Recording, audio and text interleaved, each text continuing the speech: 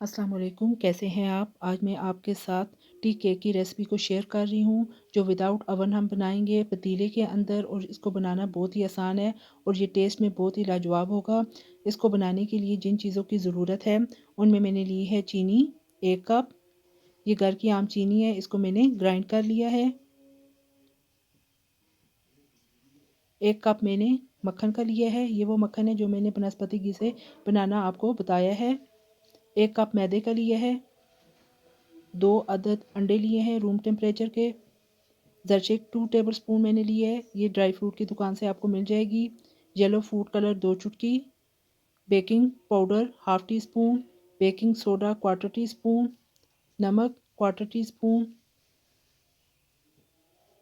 चलिए जी, आज की रेसिपी को बनाना शुरू करते हैं। बिस्मिल्लाहिर्रहमानिर्रहीम। सबसे पहले मैंने पतीले को प्री हीट होने के लिए रख दिया है। फ्लेम को मैंने ऑन कर लिया है। ये देखिए जी, इसके अंदर स्टैंड भी रखा हुआ है और ऊपर से इसे कवर कर दें। अब एक अदद प्याला ले लें।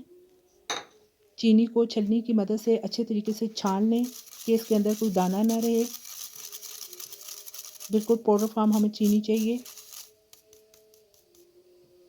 अब इसके अंदर मक्खन को शामिल कर लें। पहले चम्मच की मदद से मिक्स कर लें, फिर इलेक्ट्रिक बीटर की मदद से अच्छे तरीके से इसे बीट कर लें। मक्खन और चीनी को हमने इतना बीट करना है कि ये फ्लफी सा हो जाए। ये देखें जी, तकरीबन 5 से 6 मिनट गुजर चुके हैं और इसका कलर भी चेंज हो चुका है। अब इसके अंदर एक अदद अंडा शामिल करें और अच्छे तरीके से बीट कर लें। बेकिंग के दौरान कुछ चीज़ों का ख्याल रखना चाहिए। इस तरह जो भी हम चीज़ बनाते हैं वो बहुत ही परफेक्ट बनकर तैयार होगी। मेजरमेंट का बहुत ज़्यादा ख्याल रखना चाहिए। ये देखिए जी, अब दूसरा अंडा भी हमने शामिल कर लिया है। अब तकरीबन 3 से 4 मिनट मज़ीद हम इसको बीट करेंगे। अब इसके अंदर फूड कलर शामिल कर दें और साथ में नमक भी शामिल कर दें। छलनी में मैदे को डाल लें, साथ में बेकिंग पाउडर और बेकिंग सोडा भी शामिल कर लें और इस तरीके से तमाम चीज़ों को छान कर बैटर के अंदर शामिल कर दें। अब बीटर की मदद से इन तमाम चीज़ों को भी अच्छे तरीके से बीट कर लें। केक के दौरान हमें कोई भी ठंडी चीज़ का इस्तेमाल नहीं करना।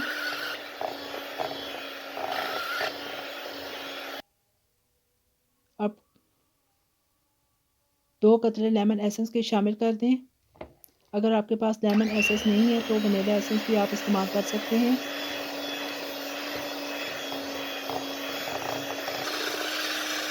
ये देखिए कि हमारा बैटर कितना हल्का हो रहा है।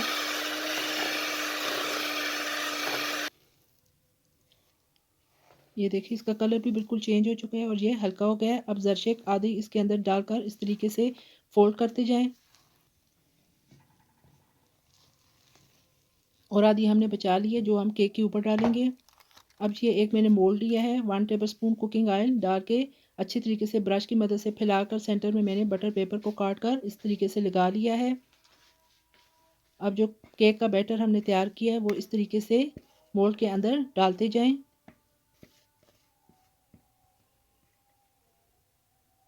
और 2 से 3 दफ़ा टैप कर लें ताकि जो एयर है वो रिमूव हो जाए। आप इस तरीके से ज़रशीक ऊपर से डाल दें, इससे लुक बहुत ही अच्छी केक की आती है।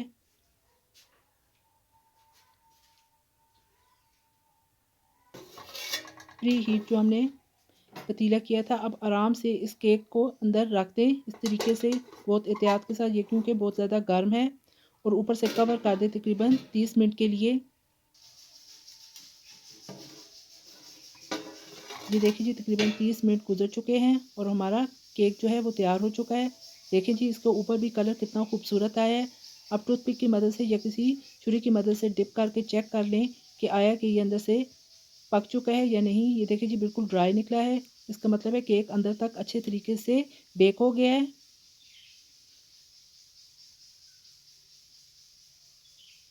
अब आप फ्लेम को ऑफ कर दें और केक को एहतियात से बाहर निकाल लें।